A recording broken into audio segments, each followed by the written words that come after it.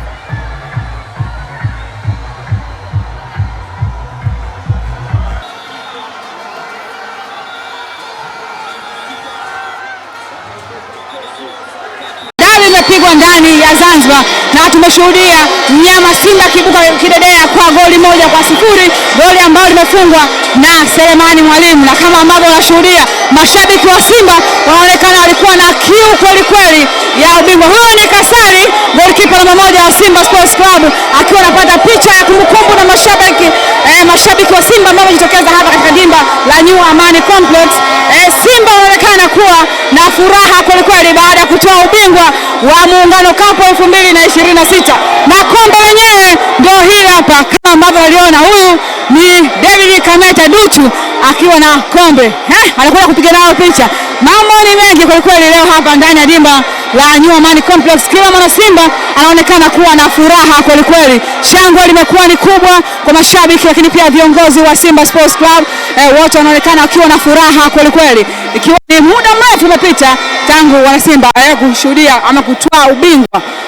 Unaona hapa goalkeeper Kasali akiwa anapata picha ya kumbukumbu.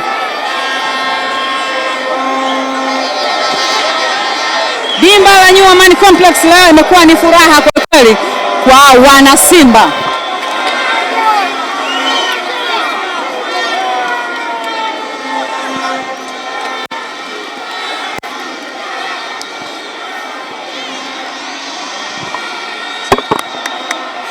Hongera Dokta. Asante. Neno lako kidogo, unajisikiaje? Two things. First of all, of course ni mashindano ambayo hatukushiriki mwaka jana, kwa hiyo ni kama tunaendeleza utamaduni wetu wa kuchukua ile kombe. So this is the second time. Mara ya kwanza ilikuwa 2024. So now second time tunajisikia furaha kuchukua ile kombe. But second, derby siku zote ni mechi ngumu, na kama unavyojua Yanga kwa vizuri, kwa tunajisikia raha kwa wafunga wapinzani wetu. Tuambie, derby ilikuwaje? Derby ni ngumu kama unavyosema. It was tough game. 120 minutes, a lot of physical. Shangwe linaendelea hapa ndani ya dimba ya New Amani Complex, na hii ni baada ya mchezo wa fainali Muungano Cup 2026 kumalizika